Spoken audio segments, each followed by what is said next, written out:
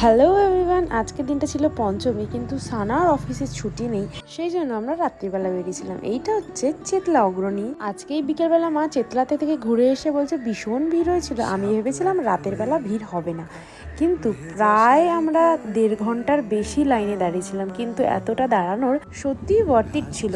তোমরা যারা দেখোনি চটপট গিয়ে দেখে এসো। তারপর ওই ভিড় ঠেলে বেরিয়ে আমরা একটু গলা ভিজিয়ে নিয়েছি থামস আপ খেয়ে, আর সারাটা রাস্তা ঘুরেছি। কোনো রেস্টুরেন্ট খোলা ছিল না। লাস্টে ওয়াও চায়নাতে আমরা গেছিলাম, যেটা 24/7 খোলা ছিল। এখানে হাসছিলাম কারণ আমাদের অনেকক্ষণ পর খাওয়ার তো দিয়ে গেছে, কিন্তু স্পুন দিয়ে যায়নি। তো সানা এইভাবে কাগজ ছিঁড়ে খাচ্ছিল, কিছুক্ষণ পর দিয়ে গেল স্পুন, তো আমরা খেয়ে নিলাম।